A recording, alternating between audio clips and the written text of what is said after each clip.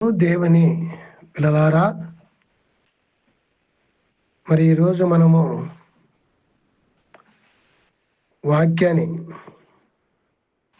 వింటున్నాము. అయితే ఇప్పుడు వివరించబోతున్న వాక్యము అంశం ఏమిటంటే బైబిల్లోని 3 రకాల శిశువులు. బాగా గమనించండి. అంశము బైబిల్ గ్రంథములోని 3 రకాల శిశువులు గురించి ఈరోజు మనం వినబోతున్నాం. శిశువుల గురించి ఈ లోకములో మస్తుగా మనము వింటానే ఉంటాం.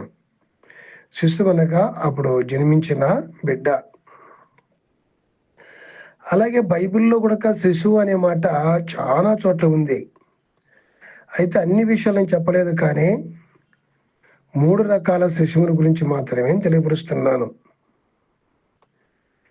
ఏమిటంటే ఈ 3 రకాల శిశువుల గురించి మనం వింటే చాలా ప్రత్యేకత కనబడుతుంది. అది ఏమిటంటే దేవుని పిల్లారా, ఒకటి అందరూ ఇష్టపడే శిశువు ఆదికాండములో 25వ అధ్యాయములో 27వ వచనములో 2 శిశువులు కనపడుతున్నారు. ఆ 2 శిశువులు ప్రత్యేకత ఏమిటంటే రిబకా, ఇసాకు అనే ఒక దంపతులు కనపడతారు. ఆ రిబకా, ఇసాకు అనే దంపతుల్లో రిబకా అనే ఆ తల్లి గొడ్రాలై చాలా సంవత్సరాలు గడిచిన పిల్లలు లేకుండా ఉంటుంది. అప్పుడు భర్త అయిన ఇసాకు ప్రార్థన చేయగా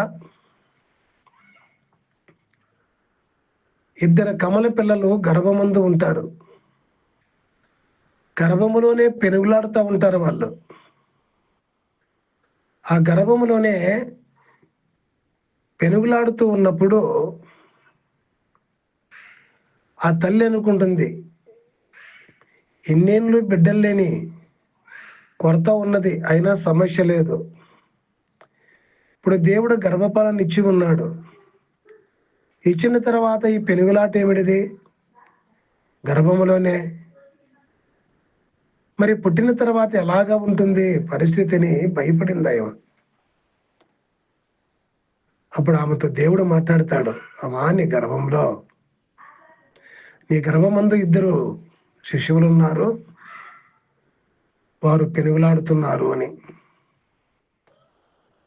ఇది ఆశ్చర్యకరమైన మరి శిశువులు అని మనం గమనించవచ్చు. ఎలాగంటే మరి హెబ్రీ రాసిన పత్రికలో మనం గమనించినట్లయితే ఈ శిశువుల గురించి ఒక మాట ఉంటుంది.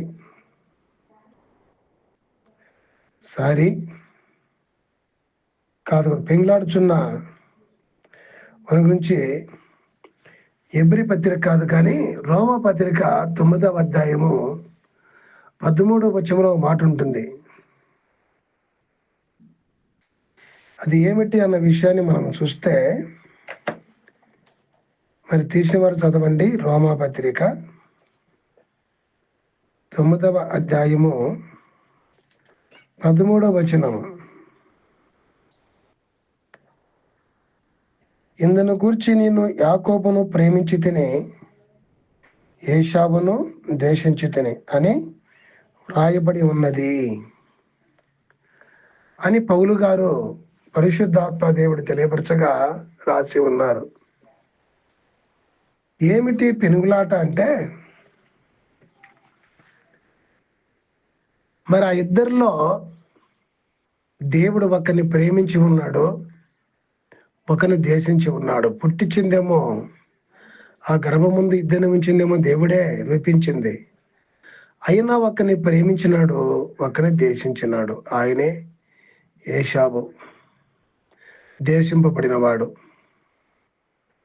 ఆ దేశింపబడిన వారే, ఆ ఏశావు యొక్క సంతానమే మరి బైబిల్లో ఎదోమీయులు అని కూడా రాయబడి ఉంది. కొంతమంది లోతుగా దైవజనులు చెబుతున్నారు, ఆ ఎదోమీయులే ఈరోజు భారతదేశంలో ఉన్నటువంటి అన్ని రకాల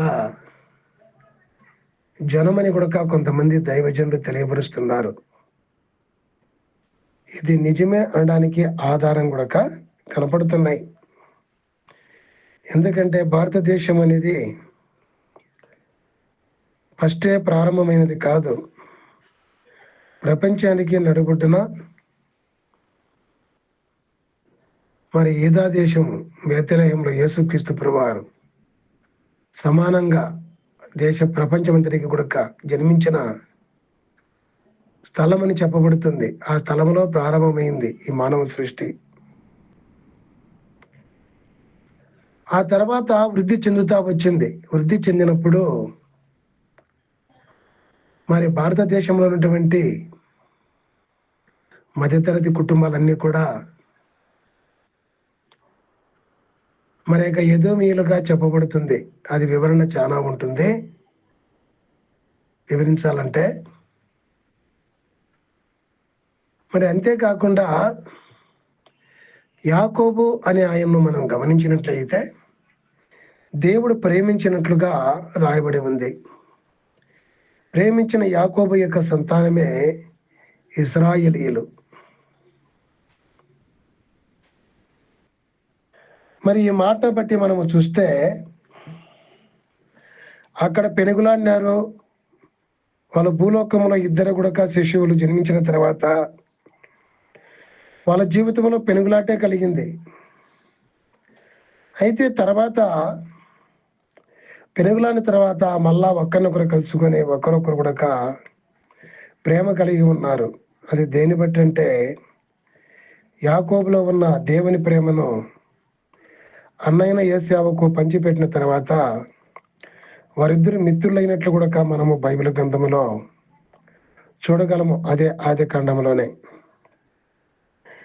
అలాగే ఈ రోజు కూడా ఈ పెనుగులాట కనపడతానే ఉంది.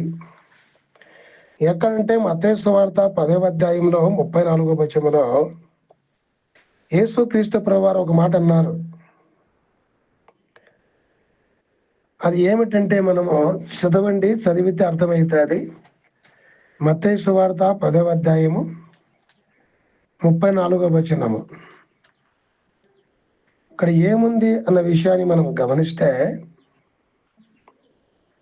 నేను భూమి మీదకి సమాధానమును పంపవచ్చు తినని తలంచుకుడి, ఖడ్గమనే కానీ సమాధానమును పంపుటకు నేను రాలేదు అని ఉంది. అంటూ ఇంకొక మాట అంటాడు, ఒక మనుషునికిని వాని తండ్రికిని కుమార్తెకును ఆమె తల్లికిని కోడలకిని ఆమె అత్తకును విరోధము పెట్టవచ్చు తిని, ఒక మనిషిని ఇంటి వారే అతనికి శత్రువులగుదురు అని ఉంటుంది. ఇంకా చెప్పుకుంటూ చాలా విషయాలు ఉన్నాయి. మరి ఈరోజు నిజంగా ఇది ఎప్పుడు జరుగుతుంది అన్న విషయాన్ని మనం చూస్తే ఇప్పుడు జరుగుతానే ఉంది.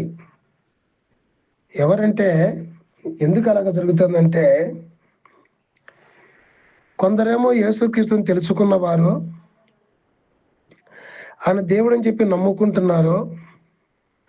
ఆ నిజదేవుని తెలుసుకున్నామన్న తృప్తి, సంతోషముతో, ఆనందముతో ఆ నిజదేవుడు మోక్షరాజ్యం నుంచి వచ్చిన దేవుడు వచ్చిన పాపముల కొరకు చనిపోయి నాకు బదులుగా చనిపోయి తిరిగి లేచినాడు, నమ్మితే నాకు కూడా చావు లేదు, ఆయన నమ్మితే ఆయన రెండవ రాకడని తిరిగి బ్రతుకుతాను, మళ్ళీ చావే లేదన్న ఆనందంతో ఒకవేళ చనిపోకపోయినా ఆ రోజు నాకు చావు లేదు, చనిపోకుండానే మోక్షరాజ్యానికి వెళతాను, 7 ఏళ్ల శ్రమలు తప్పించుకొని 7 ఏళ్ల మహిమ బిందులో పరలోకంలో ఉండి భూలోకానికి వచ్చి 1000 సంవత్సరాలు క్రీస్తు కొరకు పరిపాలన చేసి, మనుషుల పరిపాలన కాకుండా దేవుని పరిపాలనలో, ఆ తర్వాత ఇక నేను దేవుని రాజ్యంలో ఉంటాను అన్నటువంటి ఆనందమును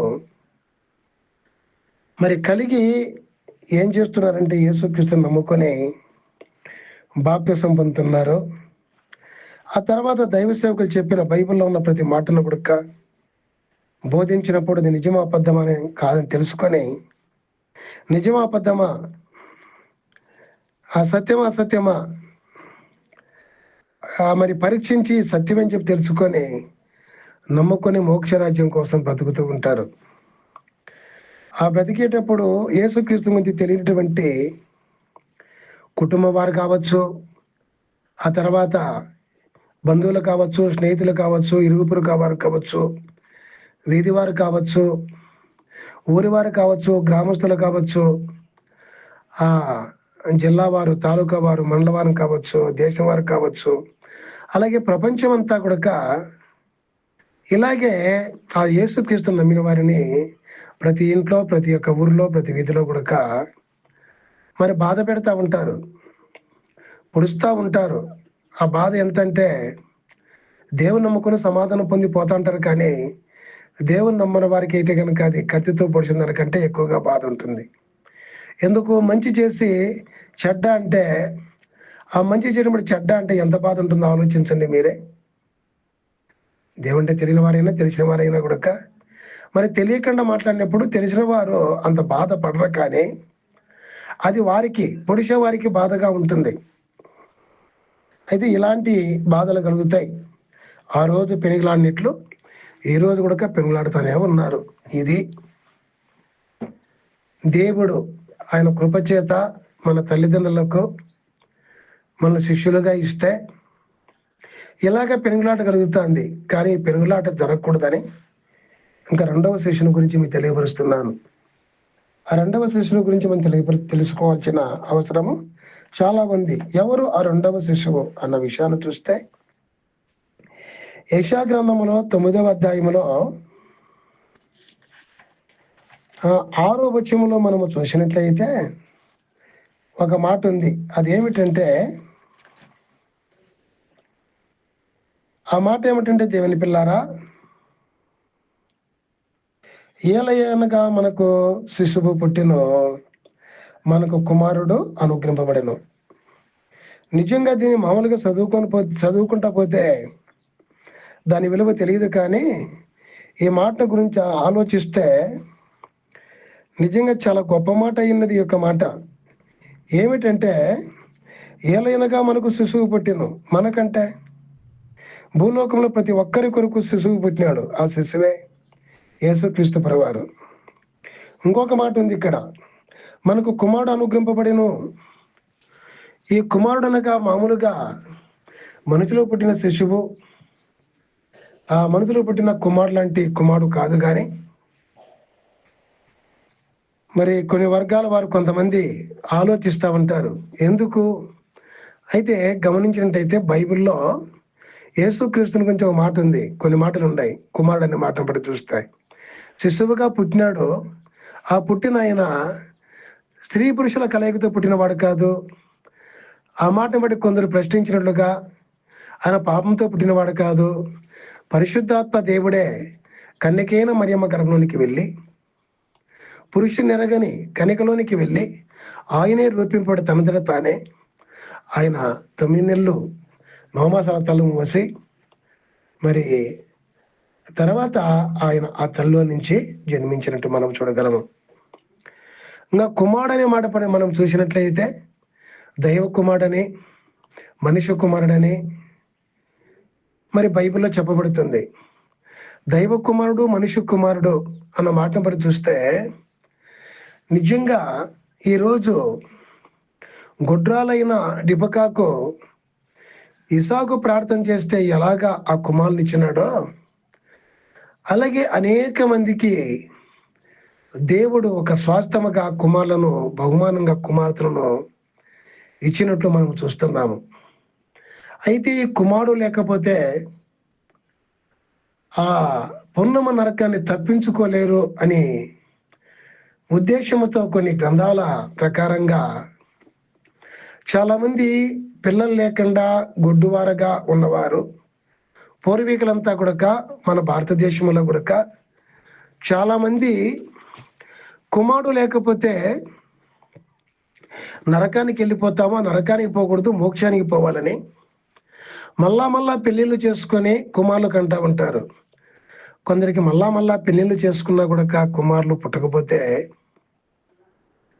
సంతానం లేకపోయినా ఉత్త కుమార్తెలే పుట్టినా కూడా కుమారులు అయినప్పుడు ఏం చేస్తారు, దత్తుకైనా తెచ్చుకొని కుమారునిగా తన కుమారుడుగా పెంచుకుంటూ ఉంటారు. అయితే ఆ కుమారుల ద్వారా మోక్ష రాజ్యానికి వెళ్ళలేరు.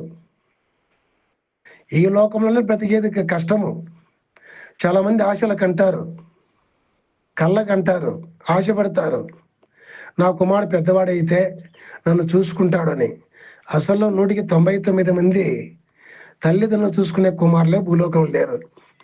భూలోకంలో అన్నం పెట్టే కుమారులే లేకపోతే మోక్షానికి ఎలా తీసుకెళ్తారు, నరకే ఎలాగ తప్పిస్తారు? తప్పించలేరు కదా. అందుకే దేవుడు దైవ కుమారుడుగా ఈ లోకంలో జన్మించాలి, పాపం లేకుండా పరిశుద్ధుడిగా. ఆ కుమారుని ద్వారా మోక్షానికి చేరుకోగలుగుతాము. అటువంటి కుమారుడు ఇక్కడ దేవుడే కుమారుడుగా జన్మించినట్లు ఇక్కడ మనము చూడగలము. అందుకే చూడండి, ఆయన గురించి శిశువు పుట్టిను, అయితే కుమారుడు అనుగ్రహింపబడిను అంటూ అక్కడ ఒక మాట రాయబడింది. ఆయన భుజముల మీద రాజ్యభారం ఉండునని ఒక మాట ఉంది. ఎంత గొప్ప విషయమో చూడండి. అంటే దేవుడు కుమారుడుగా ఈ లోకంలో జన్మిస్తాడో ఆయన భుజముల మీద రాజ్యభారం ఉంటుంది. ఏ భారం అంటే పాప భారము, పాపాన్ని బట్టి వచ్చే వ్యాధి భారము, తర్వాత వచ్చే శిక్ష, నరకములో కాలే శిక్ష భారము ఆయన మీద ఉంటుందని పుట్టక తెలకే ఇంచుమించు 200 సంవత్సరాల ముందుగానే మరి ఇక్కడ ప్రవక్త ద్వారా దేవుడు రాయించిన మాట గమనించాలి. అంతేకాదు దేవుని పిల్లారా, ఆయన గురించి ఇంకో మాట రాయబడింది. ఈయన యేసుక్రీస్తు అన్నదానికి ఆధారాలు ఇంకెవరూ లేరని చెప్పి క్రైస్తవుల యొక్క ఉద్దేశమును ప్రతి ఒక్కరు ఉద్దేశించి నమ్ముకోవడానికి ఆధారము ఆయన ఆశ్చర్యకరుడు.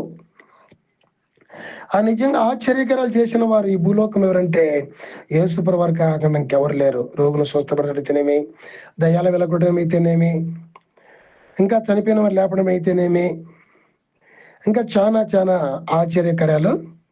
ఆయన చదువుకోకపోయినా కూడా గ్రంథం ఇస్తే ఆ రోజు శాస్త్ర పరిశుల దేవాలయంలో ఆ గ్రంథాన్ని చదవడం అయితేనేమి, ఇలాగ చెప్పుకుంటా పోతే చాలా ఆశ్చర్యకరాలు ఉన్నాయి యేసుక్రీస్తు ప్రభువులో.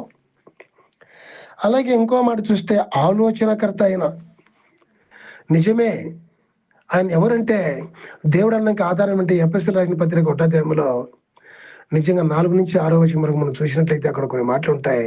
ఓ మాట ఉంటుంది, అదేమిటంటే జగత్పునాది వేయబడక మునిపే దేవుడు ఆలోచించిన దేవుడే యేసుక్రీస్తు గారికి వచ్చినాడు. ఎందుకంటే మరి మానవులందరినీ కూడా ఒక్కరిని కాదు కానీ అక్కడ యాకోబునే ప్రేమించదని చెప్పింది. కానీ ఇప్పుడు యేసుక్రీస్తు ద్వారా అబ్రాహాము చేసిన వాగ్దానం నెరవేరినట్లు అన్ని జనులంతా కూడా ఆశీర్వదింపబడుతున్నట్లుగా భూలోకంలో మానవులని కూడా దేవుడు ప్రేమించినటువంటి దేవుడు, అందరినీ పుట్టించిన దేవుడు, అందరినీ కూడా పాపం నుంచి విడిపించాలని ఈ లోకంలో మరి ఆయన కుమారుడుగా పుట్టాలని, శిశువుగా జన్మించి కుమారుడుగా పెరిగి ఆ దైవ కుమారుడుగా సర్వమానవుల దేవుని కలుగు చేసిన మానవులైనటువంటి అన్ని జనమును అందరినీ కూడా రక్షించడానికి ఆయన ఈ లోకానికి మనిషిగా పుట్టాలి, శిశువుగా పుట్టాలని, కుమారుడుగా మరి పెరిగి పెద్దవాడై అనేకుల కొరకు చనిపోయి తిరిగి లేయాలని, అది నమ్మితే ప్రతి ఒక్కరు కూడా పాపం బట్టి చనిపోతే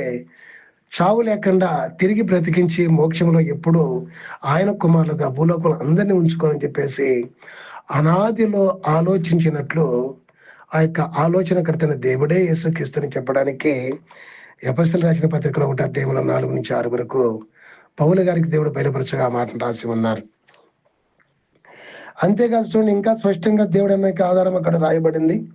అదేమంటే ఆయనంట మరి బలవంతుడైన దేవుడు అంట, నిజమే, బలవంతుడైన దేవుడైన, బలం కలిగిన దేవుడైన, సర్వాన్ని సృష్టించిన సృష్టికర్త ఆయనే. మరి నిత్యం ఉండే దేవుడు. చాలా మంది నిత్యం ఉన్నట్లు ఆధారం లేవు, కానీ మరి యేసుక్రీస్తు ప్రభువారు నిత్యం ఉండే దేవుడుగా మరి ఉన్నట్లు ఆయన చెప్పి ఉన్నాడు. మరి పాత నిబంధనలో మరి దేవుని గురించి కూడా చెప్పబడి ఉంది. ఆ నిత్యుడుకు తండ్రి, మానవులకి అందరికి తండ్రి, ఆయన స్వరూపముతో ఆది కాలంలో సృష్టించిన దేవుడు, అంటే ఆయన స్వరూపంతో సృష్టించిన ఆ దేవుడు మానవులకందరికీ తండ్రిని కూడా అక్కడ రాయబడి ఉంది. ఆయనే ఈరోజు ప్రతి దానికి సమాధానకర్తయ్యకు అధిపతిని కూడా అతనికి పేరు పెట్టబడిందని కూడా రాయబడి ఉంది. ఇంత ఆధారం ఉంది యేసుక్రీస్తు దేవుడు అన్నానికి. మరి ఇంత ఆధారంతో మనం గమనించినట్లయితే దేవుని పిల్లారా, మరి యేసుక్రీస్తు గురించి మనం చూస్తే దీనికంతా ఈ ఆధారం యేసుక్రీస్తులో కనపడతాయి, కానీ ఇంకెవరిలో కూడా మనకు కనపడవు. అవును దేవుని పిల్లారా, యేసుక్రీస్తులో కాకుండా ఈ యొక్క ఆధారాలు ఇంకెవరిలో కూడా మనము చూడలేము, కనపడవు. ఇది వాస్తవం అని చెప్పేసి మనకు ఆ యొక్క మాటల గురించి, శిశువుల గురించి, ఈ సమాధానం గురించి మనం చూసినట్లయితే ఈ యొక్క శిశువుగా పుట్టే యేసుక్రీస్తు ప్రభువారే సమాధానకర్త ఆగు దేవుడిని చెప్పేసి మనకు ఈ పత్రిక 9వ అధ్యాయంలో 14వ వచనంలో మనకు స్పష్టంగా రాయబడి ఉంది. అలాగే లూకా సువార్త 2వ అధ్యాయము 19వ వచనంలో కూడా, ఆ 14వ వచనంలో కూడా ఆ దూతలంతా కూడా వచ్చి అక్కడ కలిసి పాట పాడినట్లు కూడా మనం చూడగలము. ఇది రెండవదిగా మరి పాపం లేకుండా పుట్టి ఇంత గొప్ప కార్యము అదేమిటంటే, తన మానవులుగా ప్రతి ఒక్కరిని భూలోకంలో చేసుకొని సమానత్వం ప్రతి మానవుని కూడా ఆ దేవుడు కలిగించి రక్షణ కొరకు ఆయన చనిపోయి తిరిగి లేచి పరలోకానికి వెళ్ళి త్వరగా వస్తానన్నాడు. అదే తెలుసుకున్న వారు ఇప్పుడు నమ్ముకుంటున్నారు. నమ్ముకున్న వారు ఈ వద్దు పెరుగులాన్నే కూడా యాకోబు, ఏషావు శత్రువులైనప్పటికీ కూడా పెరుగులాన్ని వారు గర్భంలో నుంచి కూడా తర్వాత మిత్రులైనట్లు తెలుసుకున్న వారంతా క్రైస్తవులతో మిత్రులైతున్నారు. వాళ్ళు ఎవరైనా కావచ్చు, మళ్ళీ విప్లవకారులు కావచ్చు, లేక మరి అన్ని రకాల వర్గాల కూడా తెలుసుకున్న వారు ఈ వద్దు యేసుక్రీస్తు యొక్క మరి సంఘం ఏంటంటే క్రైస్తవ సంఘముతో పెరుగులాడకుండా మిత్రులైపోతున్నారు. అది తెలుసుకున్న వారు పెరుగులాడుతూనే ఉన్నారు, శత్రువులుగానే ఉంటున్నారు. కానీ దేవుడు శత్రువులు మిత్రులు కావాలని శత్రువులు ప్రేమించమన్నాడు, ఆ శత్రువులు మిత్రులుగా చేయమని ప్రార్థించమన్నాడు. కనుక క్రైస్తవులు అదే చేస్తున్నారు. తెలియని వారు అయితే మరి పెరుగులాడుతూనే ఉంటారు. రకరకాల క్రైస్తవులు బాధ పెడుతూనే ఉన్నాడు ఈరోజు కూడా. ఇది కళ్ళకు మనకు కట్టినట్లుగా మనం చూడగలము. అందుకే ఇంకొక మాట ఉంది, మూడో శిశువు ఎవరు అన్న విషయాన్ని మనం చూస్తే దేవుని పిల్లరా ప్రకటన గ్రంథంలో మనం చూడొచ్చు. ప్రకటన గ్రంథం 12వ అధ్యాయము 4వ వచనంలోను 14వ వచనంలో మనం చూడొచ్చు. ఈ యొక్క శిశువు కూడా ప్రత్యేకంగా జన్మిస్తున్నాడు. ఏమిటి ఆ ప్రత్యేకత అంటే, భూలోకంలో మానవుల్లాగా ఆయన జన్మించడం లేదు. ఆ యొక్క శిశువు జన్మించడం లేదు. ఆ శిశువుని గురించి ఎవరిని చెప్పి చూస్తే మరి క్రైస్తవ సంఘం అని చెప్పి చెప్పబడుతుంది. ఎలాగంటే, ప్రసవ వేదన పడుతున్న స్త్రీ అక్కడ ప్రసవించినట్లు, ఆ ప్రసవించక ముందే ఘటసర్పము మింగడానికి పొంచుకొని ఉన్నట్లుగా మనం చూస్తున్నాం. మనిషిలో కుమారుడు పుడతానట్లే కూడా ఆ కుమారుని ఎలాగా చంపాలని చెప్పేసి పాపం చేయించడానికి సాతాను ఎలాగ పొంచి ఉంటాడో, అలాగా ఈ క్రైస్తవ సంఘం అనే స్త్రీని మనం పోయిన వారం విన్నాం. ఒక స్త్రీలో ఉన్న 4 రకాల గుణాలు లేక 4 రకాల క్యారెక్టర్ అని చెప్పేసి అంశం మీద మనము పోయిన ఆదివారం వాక్యం విన్నాం. అలాగే ప్రసవ వేదన పడుతున్న స్త్రీ అనగా క్రైస్తవ సంఘము. మరి ఆ క్రైస్తవ సంఘము ప్రసవ వేదనతో ప్రకటించి ప్రార్థించినప్పుడు ఆ ప్రకటన విని ప్రార్థన ద్వారా దేవుడు రప్పిస్తే ఎవరినైనా ఒకరి లోకంలో యేసుక్రీస్తు తెలియని వారిని క్రైస్తవ సంఘం ఏం చేస్తుంది అంటే, మరి ప్రకటన గ్రంథం 12వ అధ్యాయం 4-5 వచనాలు, 14 వచనం కాదు, 4-5 వచనాలు యొక్క మాటలు కనబడతాయి. అయితే దేవుని పిల్లారా, అక్కడ క్రైస్తవ సంఘం దేనితో పెంచుతా ఉంది? ఇక క్రైస్తవ సంఘం అనే లోనికి వచ్చిన శిశువు కొత్తగా క్రైస్తవ సంఘంలోకి వచ్చి యేసుక్రీస్తుని తెలుసుకున్న వారికి అంటే వాక్యముతో మరి వారిని ఏలతా ఉన్నట్లుగా చెప్పబడతా ఉంది. ఈ వాక్యముతో ఎవరైతే ఏలబడతారో ఆ వాక్యంతో ఏలబడిన ప్రతి ఒక్కరు కూడా దేవుని దగ్గరికి అన్న సింహాసనం దగ్గరికి వెళ్ళిరి అన్న మాట అక్కడ ఉంది. అంటే ఈ మాట ఏ మాట అంటే రేపు రెండవ రాకడలో ఎత్తబడి ఎవరైతే వాక్యం చేత ఏలబడతారో, వాక్యం చెప్పినట్లు ఎవరైతే వింటారో, వాక్యానికి దాసులై మరి శిశువుకు పాలు తల్లి ఎలాగిస్తుందో అలాగా క్రైస్తవ సంఘంలో దేవుడిచ్చిన బైబిల్ గ్రంథంలో దేవుని యొక్క వాక్యాన్ని బోధించినప్పుడు ఆ వాక్యం చేత ఏలబడి వాక్యం చెప్పినట్లు జీవిస్తూ వాళ్ళు చనిపోయినా బ్రతికున్న ప్రవేకరణ రాకలో పరలోకానికి ఆయన సింహాసనం దగ్గరికి వెళుతున్నారు. అది తెలుసుకున్న వారు ఆ వాక్యం కొరకు భూలోకంలో బ్రతికినంత వరకు కూడా ఏం చేస్తున్నారంటే దేవుని యొక్క మందిరానికి వస్తున్నారు, ఆయన సింహాసనం దగ్గర కూర్చుంటున్నారు. ఆ జనం మధ్య దేవుడు ఉండి మాట్లాడే బైబిల్ గ్రంథంలో ప్రతి ఒక్క మాటను వింటున్నారు. విని యేసుక్రీస్తుని తెలుసుకుంటున్నారు, నమ్ముకుంటున్నారు. మరి యొక్క నమ్ముకునే వాని గురించి ఒక మాట మర్మంగా మనం చెప్పుకోవాలంటే అదేమిటంటే మరి తల్లిదండ్రుల కలయికతో ఒక స్త్రీ ఒక శిశువును కన్నట్లు ఇక్కడ కనలేదు. కానీ కేవలము క్రైస్తవ సంఘములో ఒక శిశువు ఏ విధంగా జన్మిస్తున్నాడంటే వాస్తవంగా చెప్పాలంటే ఒకటి ప్రకటన దేవుని యొక్క వాక్యం విని, రెండోది క్రైస్తవ సంఘం చేసే ప్రార్థన, ప్రభా పంపించు ఎవరినైనా నశించే వారిని రక్షించడానికి అని ప్రార్థించినప్పుడు, ప్రార్థన ద్వారా సంఘానికి వచ్చినప్పుడు, రెండవదిగా మనం చూస్తే మరి అదే ఆ ప్రార్థన గురించి మనకు మరిగా గలతీ రాసిన పత్రిక 4:19 ఉంటుంది. వేదనతో ప్రార్థిస్తున్నారు, అలాగే వేదనతో ప్రకటిస్తున్నారు గలతీ 1:4 ప్రకారంగా. అలాగే ఆ ప్రకటన విన్న తర్వాత మత్తయి సువార్త 8:19 ప్రకారంగా యేసుప్రభు చెప్పినట్లుగా నమ్ముతున్నారు, బాప్తిసం అడుగుతున్నారు, అడిగిన వారికి బాప్తిసం ఇస్తున్నారు. మరి బాప్తిసం ద్వారా ఆ యొక్క శిశువు జన్మిస్తున్నాడు. ఇక్కడ 4 సంఘ కాపులు చెప్పే ప్రతి ఒక్క మాటను కూడా వింటున్నారు. నికారుసైన శిశువు అనగా క్రైస్తవ సంఘంలో నికారుసైన శిశువు,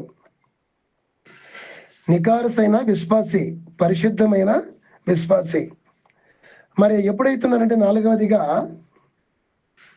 మత్తయి సువార్త 20:20 నేను ఏ సంగతులు మీకు ఆజ్ఞాపించినా ఇన్ని కూడా వారికి చెప్పండి అన్నట్లుగా దైవ సేవకులు చెప్పిన ప్రతి మాట ప్రకారంగా సంఘంలో ఎవరైతే జీవిస్తున్నారో వారు నికార్సైన సంఘముగా సంఘం ఉంటున్నది. ఆ సంఘంలో పెరిగే విశ్వాసులు కూడా అలాగే పెరుగుతున్నారు. ఇంకా 5వ విషయం చూస్తే యోహాను సువార్త 3:3 ఒక్కడు కొత్తగా జన్మించే తప్పక దేవుని రాజ్యానికి వెళ్ళలేడు అన్నట్టుగా మరి ఈ వాక్యము ద్వారా నూతనపరచబడుతున్నారు.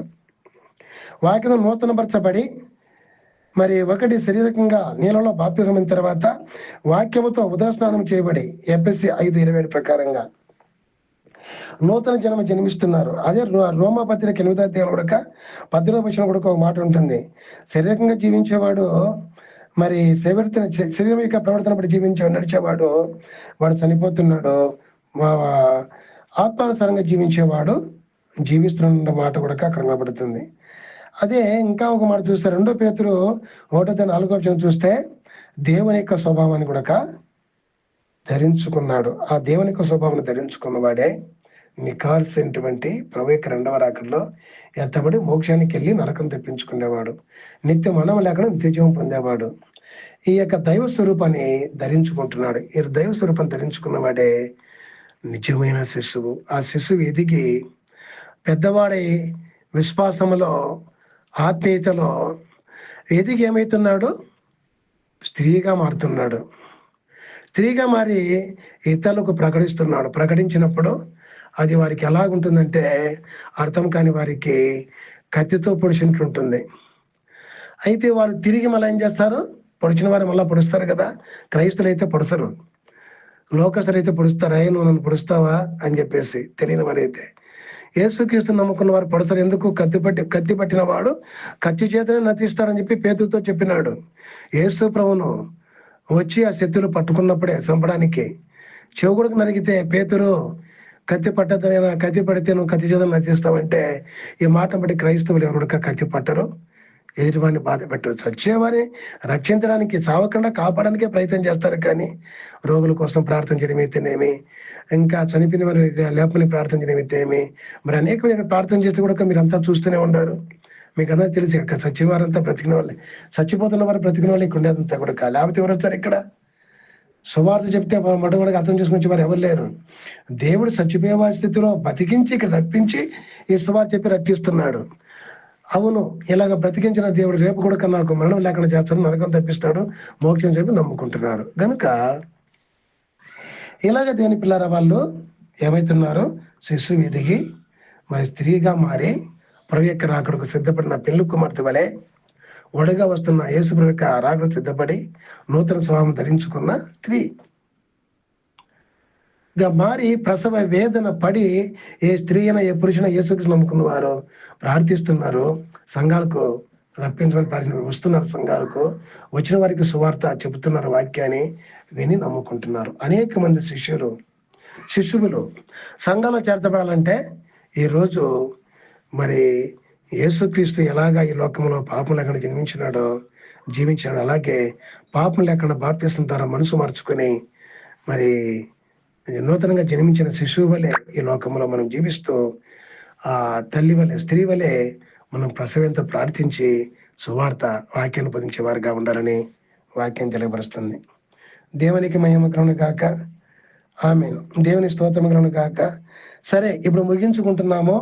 ముగింపులో మనం చేయవలసిన పని ఏమిటి అన్న విషయాన్ని చూస్తే, ఇంకా ఈ లోకంలో పెనుగులాడుతున్నారేమో ఏసావులాగా దేవుని ప్రేమించిన వారితో, ముఖ్యంగా దేవుని ప్రేమించి దేవుడు చెప్పినట్లు చేసే వారితో పెనుగులాడకుండా ఈరోజు లోకంలోనే కాదు సంఘంలో కూడా ఆ లోకంలో ఉన్న క్రియలని పాత స్వభావం కలిగిన వారు యేసుక్రీస్తు చెప్పినట్టుగా జీవించే వారిని పెనుగులాడి అలాగ చేయొద్దు, మేము చేయాల్సి వస్తుందని చెప్పి వాళ్ళు చెదరగొట్టే వారుగా ఉంటారు. ఆ చెదరగొట్టే వారిని అంతా కూడా నేను చెప్పి కొన్నేళ్ళుగా మరి కండిషన్ పెట్టినప్పుడు వేరే సంఘాలకు వెళ్తాను కూడా లక్షణంగా వెళ్ళని చెప్పి పంపించిన సంతోషంగా వాని గురించి బాధపడు ప్రభా, అక్కడైనా కూడా వాడిని మార్చునైనా పాత స్వభావం లేకుండా నూతన స్వభావం, దైవ స్వభావం కలిగి జీవించే వారుగా చేయండి ప్రభువా, ఏదో స్వార్థం కోసం వాడుకోకుండా అని ప్రార్థన చేస్తూ ఉంటాం.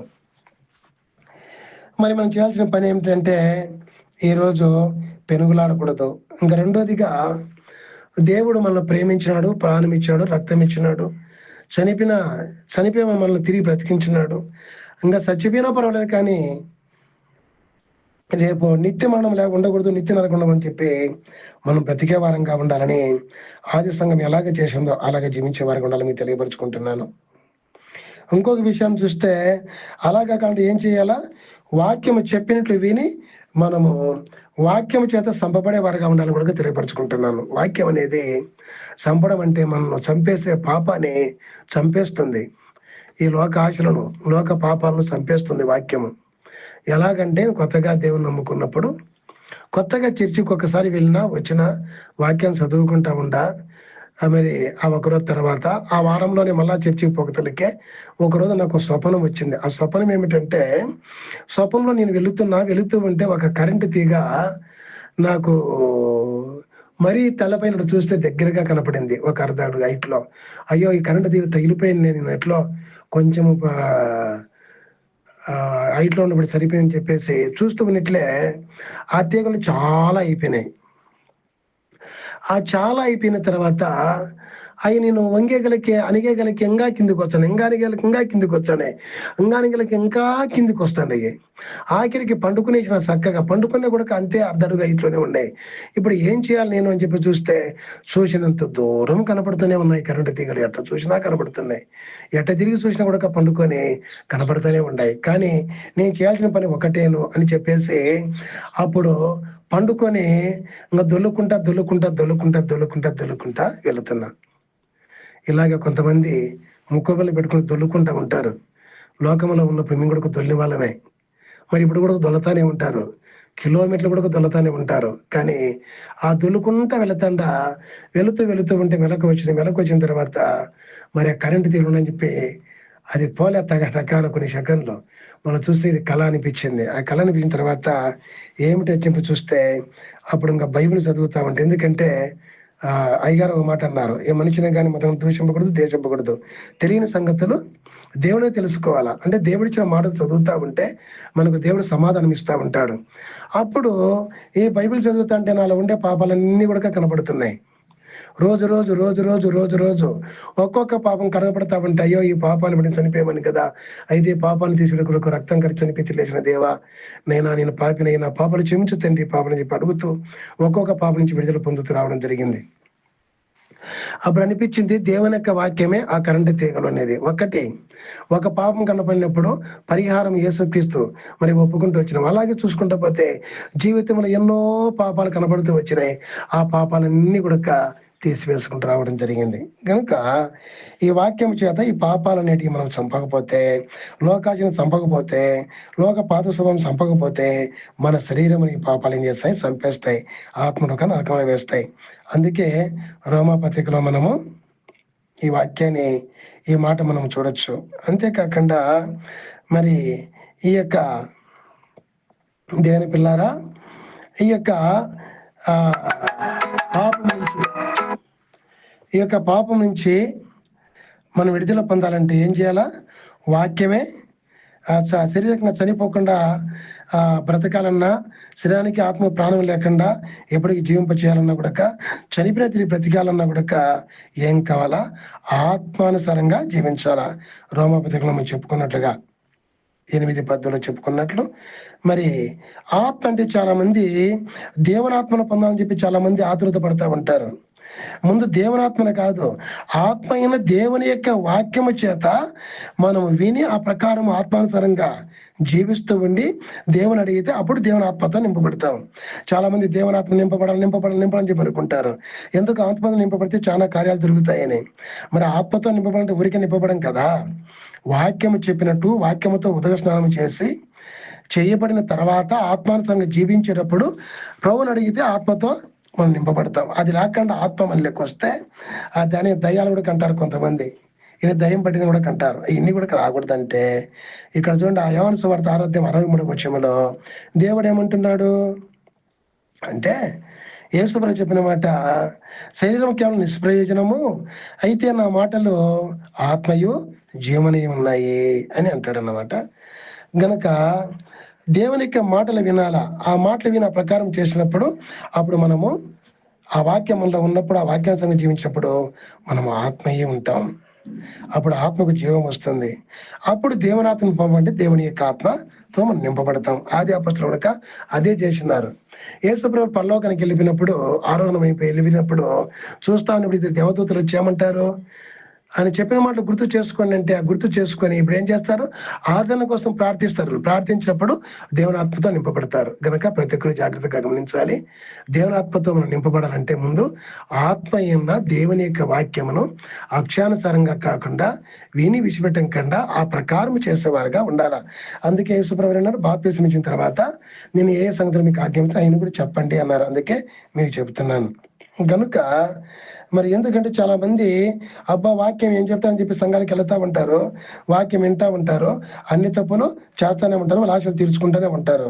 గనక అది కాదు. 2 కొరింథీ 3 మరి 6 పౌలు గారు ఒక మాట అంటారు, ఏమనిది? అక్షరము చంపుతుంది. అక్షరానుసారంగా దేవుని యొక్క వాక్యం తీసుకోకూడదు, ఆత్మానుసారంగా తీసుకొని ఆత్మ కొరకు బ్రతికేవారుగా ఉండాలి. శరీర క్రియలో వాక్యంతో చంపేసుకున్నప్పుడే ఆత్మానుసారంగా మనం బ్రతికిన వారం అవుతాం. లేకుంటే అక్షరం ఏం చేస్తుంది? అక్షరానుసారంగా అయితే వాక్యమే చంపుతుంది. సాతాను యొక్క వాక్యాన్ని బోధిస్తాడు. మరి సాతాను బోధించే వాక్యం ఇంకా చాలా అర్థమవుతుంది, చాలా బాగుంటుంది. అందుకే అక్కడ పౌలు గారు అంటారు, అక్షరానుసారంగా కాదు ఆత్మానుసారంగా మీరు బ్రతకండి అని. మరి అందుకే ప్రకటన గ్రంథం 12:5-4 ఏముంది? 4 కన్నయ్య స్త్రీ కనగాని మింగడానికి ఘటసర్పం పంచుకొని ఉంది. అందుకే ఇక్కడ ఏముంది? ఇనప దండలముతో ఎన్న స్త్రీ కనగానే శిశువు ఎక్కడికి విన్నాడు? దేవుని దగ్గరికి, నా సింహాసనం దగ్గరికి. 2 రాకలు ఎత్తపడాలంటే, పరలోకానికి వెళ్ళాలంటే ఈ రోజు బతికినంత వరకు ఏం చేయాలా? దేవుని యొక్క సన్నిధికి రావాలి. దేవుని యొక్క సన్నిధికి వచ్చి దేవుని యొక్క సన్నిధిలో వాక్యం వినాలి, ఆ వాక్యానుసారంగా జీవించేవారుగా ఉండాలి. దేవునికి మహిమ కలుగుగాక. దేవునికి స్తోత్రము కలుగుగాక. ప్రభునందు దేవుని పిల్లారా, బాగా గమనించండి.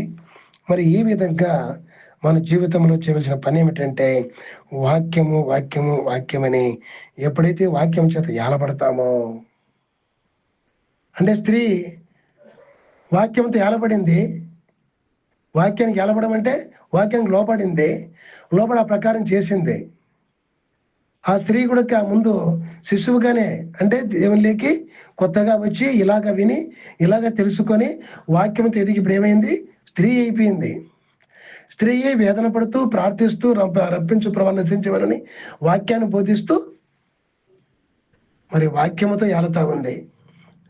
ఈ శిశువు కూడా వాక్యంతో ఎప్పుడైతే ఏలబడతాడో అప్పుడు స్త్రీలాగా దేవునిలో ఎదిగి పెద్దవారై తెలియని వారికి వాక్యాన్ని బోధించేవారుగా ఉంటారు. వాక్యానుసారంగా జీవిస్తూ వాక్యానుసారంగా జీవించడం చెప్పేవారుగా ఉంటారు. అలాగే జీవించేవారు చాలామంది తక్కువ ఉంటారు. అందరూ అన్ని సంఘాలే కదా, అన్ని సంఘాలు దేవుడే కదా అని చాలామంది అన్నిలన్నట్లుగా ఆ సంఘాల్లో కూడా విశ్వాసం అన్ని సంఘాలు ఒకటే కదా అని చెప్పి పోతా ఉంటారు. కానీ అది కాదు. వాక్యము చేత యాలబడి శిశువు పెరిగి స్త్రీగా మార్చబడి ప్రసవంతో ప్రార్థించి ప్రకటించి ప్రసవ వేదనతో కొన్ని సంఘాల్లో ప్రార్థన చేస్తూ ఉంటారు, కాకా కిక్కి అని ఉంటారు. అదే చాలా మంది ఇష్టపడతా ఉంటారు, అక్కడ నవ్వుకుంటూ ఉంటారు. అక్కడ ఏంది సీరియస్గా వాక్యం చెప్తారని. సీరియస్గా ఎందుకు చెప్తారు? వాక్యానుసారంగా వినలేదు కనుక, మీరు ఆ ప్రకారం చేయలేదు కనుక సీరియస్గా చెప్తారు. మళ్ళా మామూలుగా మరి సమాధానంగానే ఉంటారు. అయితే వాక్యానుసారంగా విని ఆ ప్రకారం చేయకపోతే సీరియస్గా చెప్తారు. ఎవరు వాళ్ళంటే ఆ యొక్క వాక్యము చేత యాలబడి శిశువుగా ఉండి పెరిగి స్త్రీగా ఉండి మరి ఇప్పుడు శిశువును తయారు చేయటం కొరకు ఆ స్త్రీ వేదనతో చెబుతూ ఉంటుంది. దానికి కొంతమంది తెలియక కోపడతారు, అయ్యగారని అమ్మగారు కోపడతారని రకరకాలు చెప్పుకుంటూ ఉంటారు. కనుక దేవుని పిల్లారా, బాగా గమనించండి. ఈ విధంగా మనం చేయవలసిన ఈ పనులన్నీ కూడా చేస్తూ ఇంకా పెనులాడకుండా శిశువుగా జన్మించిన ఆ దేవుడైన యేసుక్రీస్తుని తెలుసుకొని పరిపూర్ణంగా నమ్ముకొని మరి శిశువుగా ఉండి వాక్యం చేత ఏలబడుతూ ఆ వాక్యానుసారంగా జీవిస్తూ అనేకులను వాక్యం చేత ఏలేవారుగా ఉండాలని మీ తెలియపరుచుకుంటూ సెలవు తీసుకుంటాం. ఇలాగా ఆ ఏలబడే వారు, వాక్యం చేత ఏలబడేవారు కే సంతోషం ఉంటుంది. ఏ సంతోషము? ప్రభు యొక్క రాజ్యానికి వెళతాను రెండవ రాకడలో. ఆయన సింహాసనం సుఖంగా ఉంటాను. అందుకొరకు నేను ప్రతి ఆరాధనకు, ప్రతి శాలకు, ప్రతి ప్రార్థనకు మరి సంఘంతో కలుసుకొని దేవునికి వాక్యాన్ని వింటాను, ఇంట్లో వాక్యాన్ని చదువుతాను, తెల్లవారుదామున లేచి ప్రార్థనతో పాటు వాక్యం చదువుకుంటాను, నేర్చుకుంటాను, ఆ ప్రకారం చేస్తాను అని చెప్పి ఒక తీర్మానం చేసుకొని మీరు శిశువుగా వాక్యానికి లోబడిన వారై మరి ఎదిగి వాక్యముతో ఏలమంటే మీరు ఎలాగ జీవిస్తున్నారు అలాగా జీవింపచేసేవారుగా ఉండాలని, ప్రార్థించేవారుగా ఉండాలని, ప్రకటించేవారుగా ఉండాలని తెలియని వారికి క్రీస్తుని గురించి మీకు తెలియపరుచుకుంటూ సెలవు తీసుకుంటున్నాను. ఇటు భాగ్యము దేవుడు మెండుగా దండిగా ప్రతిక్రియ దయచేయును గాక. ఆమేన్.